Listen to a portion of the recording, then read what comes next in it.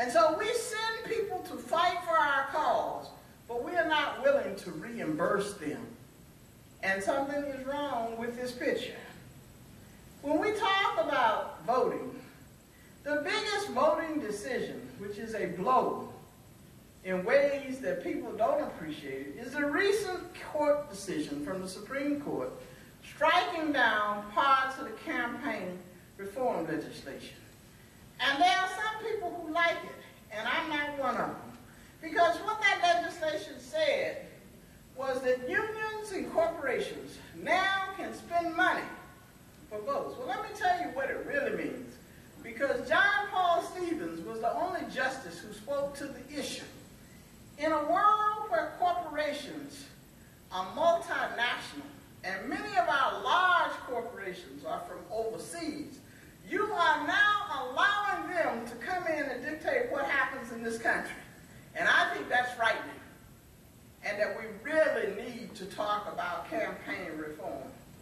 I was on ABC's 2020 dealing with election fraud and voter fraud, etc.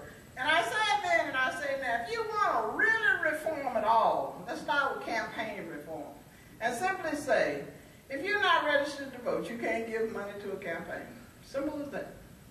That cuts out the PACs, that cuts out the lobbyists, and that puts it where it needs to be, back in the hands of the people.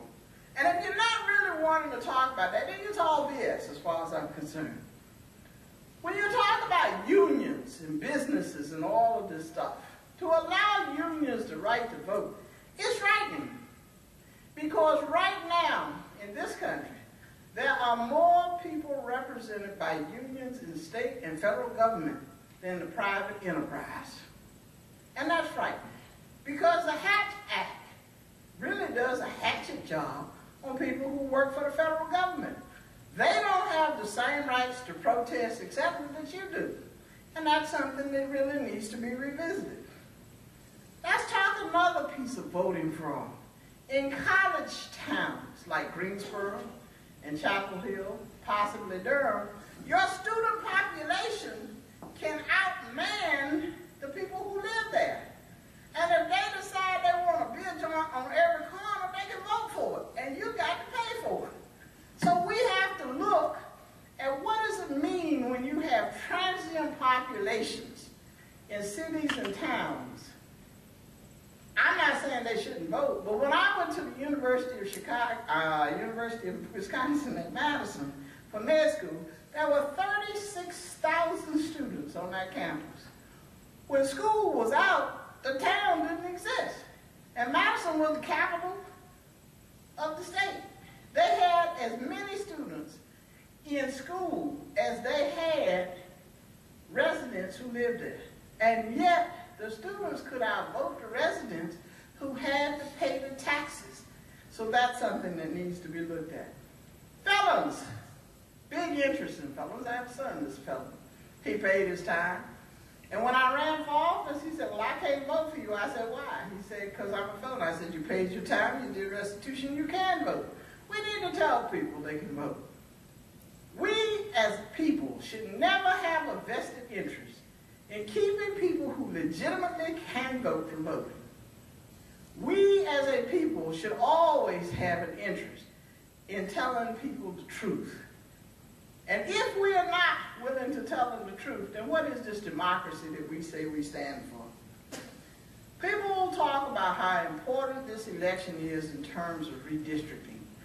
I'm from the Ray Charles School of Redistricting. You get a blind man and draw some lines, and you let people go where the lines fall.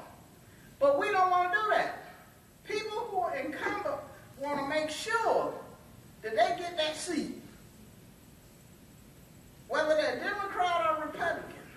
I say draw the lines fairly and let you work for everybody's vote. Tell everybody why they should vote for you. And if what you're saying deems that you can't be voted for, then they need to vote the suckers out. I also believe that voter fraud does exist. It exists in ways that you can't quite put your hand on it. You know it when you see it, but you can't quite identify it. And there's probably more of it than met the eye, but it wasn't the determiner of the vote. My first thing for you was money. President Obama raised $750 billion, million dollars really, in the last election. The Republican Party raised $450.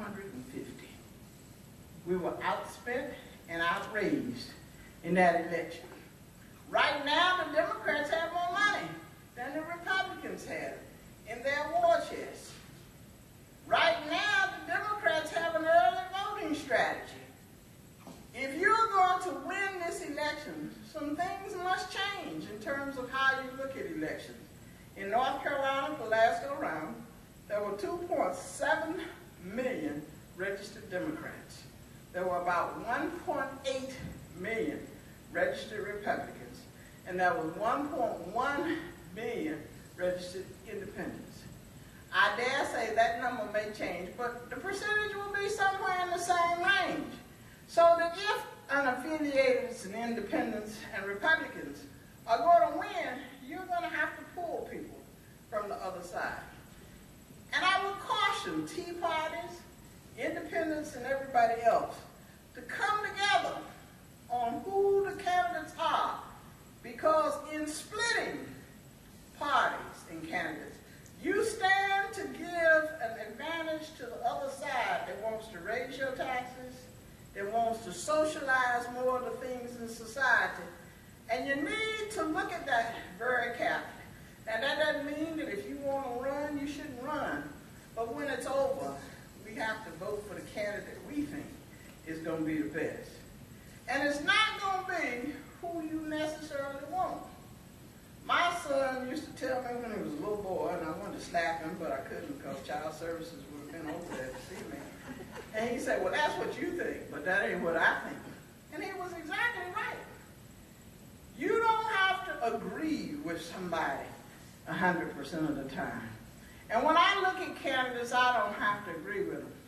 But I do have to agree that they will represent the United States Constitution. They will protect and defend the United States of America. They will promote a business environment that allows a manufacturing base to resurface so we can put some people to work. And they will protect the rights of citizens. When I first ran for the United States Senate, one point I raised, it was very important. It goes to this issue of the military. And it had to do with, we need a constitutional amendment to make 18 the legal age of adulthood. You see, we have young men and women serving in the military who can't do all the things that 18-year-olds can do.